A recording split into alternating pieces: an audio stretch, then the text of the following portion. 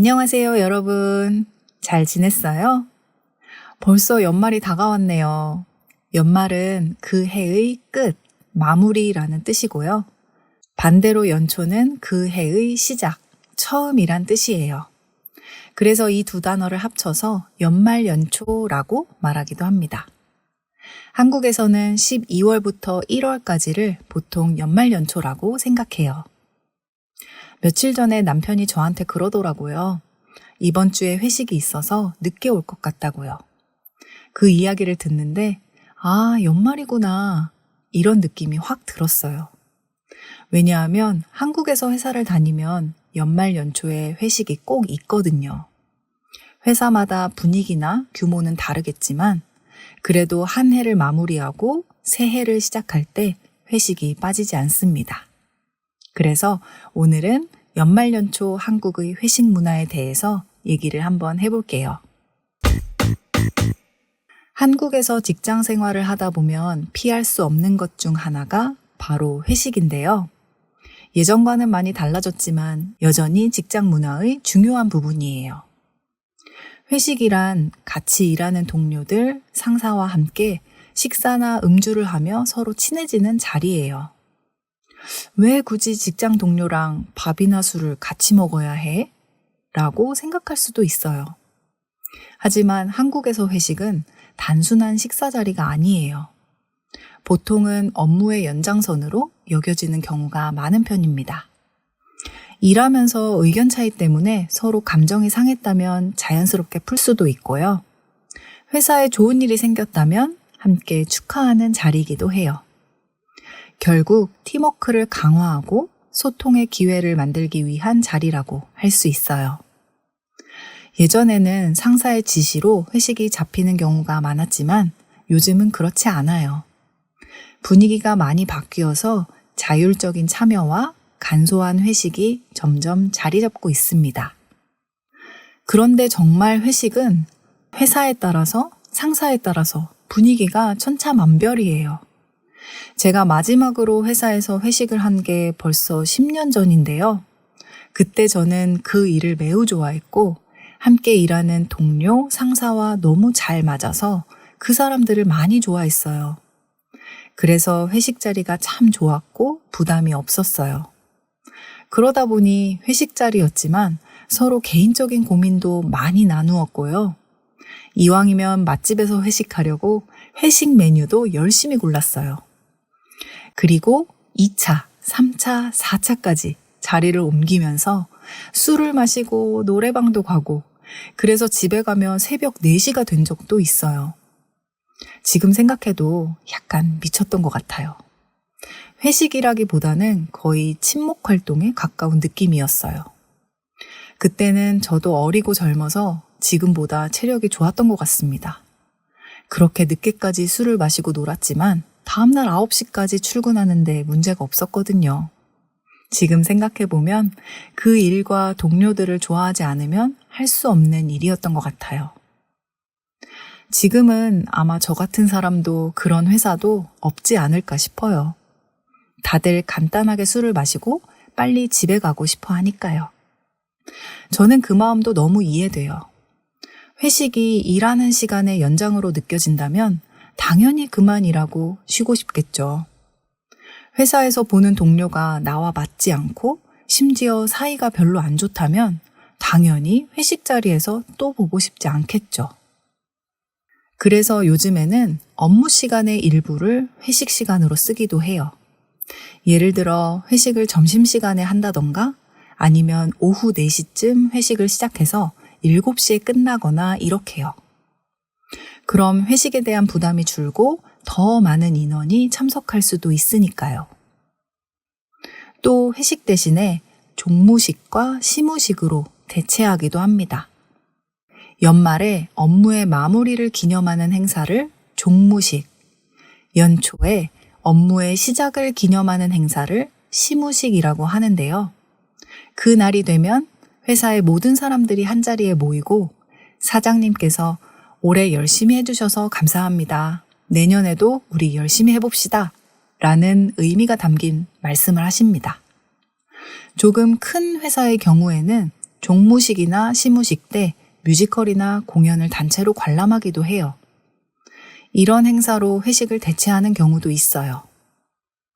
예전에 저도 시무식 때 킹키부츠라는 뮤지컬을 단체로 관람한 적이 있었어요. 그날은 오전에만 근무하고 오후에는 뮤지컬 관람을 했어요. 그리고 바로 퇴근을 했었죠. 그래서 그날 사람들의 표정이 아주 밝았던 기억이 납니다. 회식 메뉴는 그때그때 다른데요. 10명 미만의 작은 회사의 경우에는 회식 메뉴 선택이 자유로운 편이에요. 대부분의 식당에서 10명까지는 무리 없이 받을 수 있으니까요. 하지만 규모가 있는 중소기업이나 대기업의 경우에는 메뉴 선택이 한정적입니다. 많은 사람들이 한 번에 먹으려면 식당이 커야 되니까요. 그래서 주로 고깃집, 횟집, 한식당 같은 메뉴를 많이 먹습니다. 그리고 K-드라마에 줄기차게 나오는 그 술, 뭔지 아시죠? 맞습니다. 소맥을 많이 먹어요. 저는 사실 소맥을 잘 못 먹어요. 술을 조금만 마셔도 얼굴이 빨개지고 숨이 가빠지거든요. 그래서 섞지 않고 그냥 맥주를 천천히 마시는 편입니다. 예전에는 저처럼 술을 잘 못 마시는 사람들은 회식 자리가 두렵기도 했어요. 짓궂은 부장님이나 차장님께서 술을 주시면 거절하기 어려운 문화였거든요. 그런데 이제는 그런 문화가 많이 바뀐 것 같아요. 술을 억지로 먹여서 사람이 다치는 사고가 종종 있기도 했고, 이제는 시대가 그러면 안 되는 분위기로 변했거든요. 그래서 요즘은 술을 못 마시면 그냥 주스나 물을 마실 수 있는 분위기로 많이 바뀐 것 같습니다. 하지만 잔소리는 좀 들을 수 있어요. 나이가 많으신 부장님이 케이진 씨, 이렇게 술을 못 마셔서 사회생활을 어떻게 하려고 하나? 라고 말할 수도 있거든요. 그럴 땐 그냥 웃음으로 넘기시면 됩니다. 시대가 바뀌어도 어딜 가나 꼰대 같은 사람은 꼭 한 명 있더라고요. 이런 회식 자리에서 빠지지 않는 게 하나 있어요. 바로 건배사인데요. 건배는 여러 사람이 술잔을 들고 술을 마시기 전에 함께 외치는 말이죠. 드라마에 많이 나와서 많이 아실 거라고 생각해요. 술잔을 서로 부딪히며 건배 또는 짠 이렇게 하니까요. 그런데 건배를 하기 전에 한마디를 붙입니다. 예전에는 상사들이 주로 많이 했어요.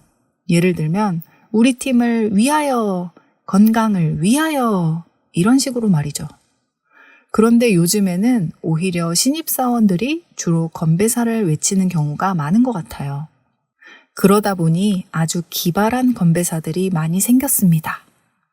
건배사는 보통 3글자, 4글자로 된 단어를 활용해서 만드는 경우가 많죠.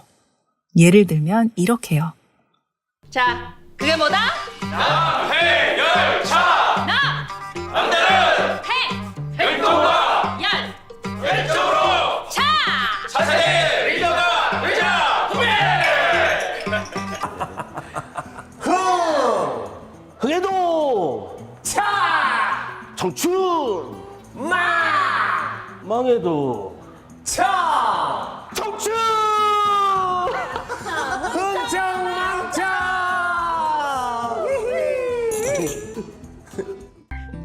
좋다. 운수 대통, 만사 영통, 혼사 대통, 통통통. 너. 어때요? 많이 본 장면이죠? 이렇게 건배사는 자기가 하고 싶은 메시지를 담기도 하고 웃긴 말로 술자리를 즐겁게 만들기도 해요. 그래서 회식날 건배사를 하기 위해 검색도 하고요. 유명하다는 건배사를 미리 연습하는 사람들도 많습니다.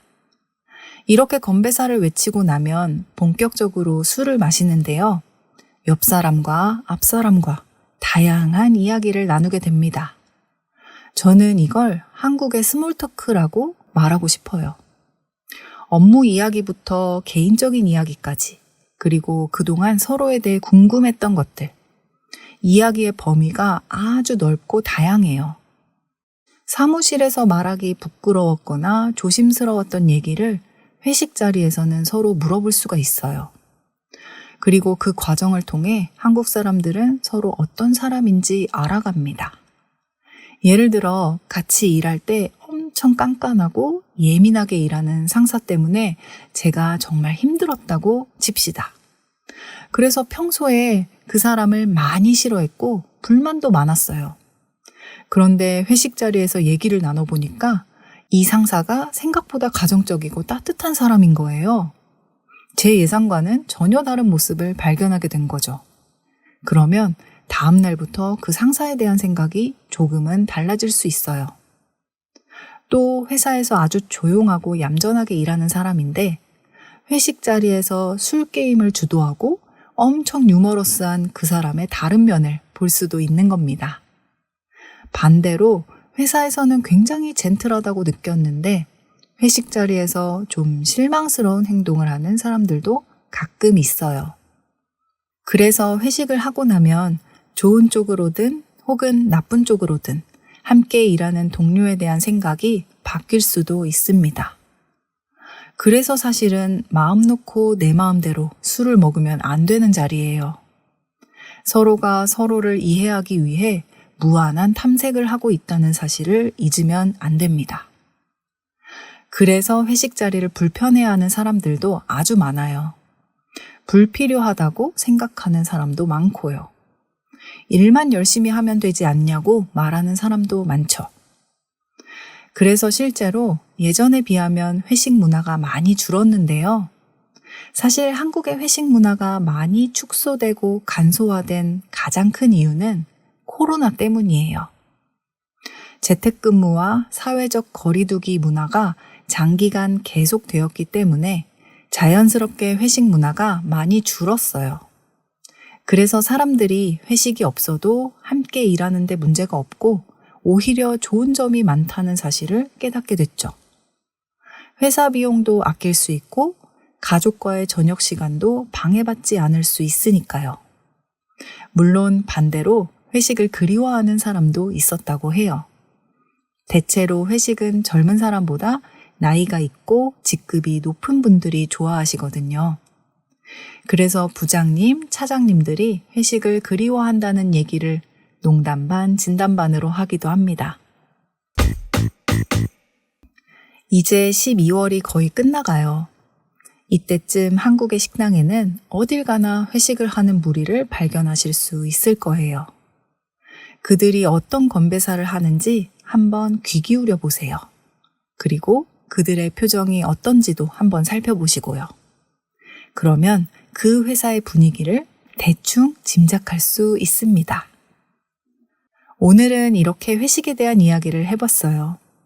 회식에는 여러 가지 장점도 있고 단점도 있지만 분명한 건 회식 역시 한국 문화의 일부분이라는 것이에요. 한국 사람들은 우리 그리고 단합을 중요하게 생각하는데 회식 문화가 이런 한국의 특징을 잘 보여준다고 생각해요. 그래서 K-드라마에 회식 장면이 자주 등장하는 게 아닐까 싶어요. 여러분의 나라는 어떤가요? 한국의 회식과 비슷한 문화가 있다면 댓글로 남겨주세요. 마지막으로 한 가지 전달사항이 있습니다. K진의 한국어 팟캐스트는 유튜브 멤버십이 있어요. 재미있고 유익한 팟캐스트를 만들 수 있도록 응원해주시고 싶은 분들 또는 한국어 학습에 좀 더 도움이 되는 자료와 피드백을 받고 싶은 분들은 아래 링크를 통해서 가입하실 수 있습니다. 여러분의 적극적인 참여와 관심, 응원에 항상 감사드립니다. 오늘의 수다는 여기까지. 다음에 또 만나요. 안녕.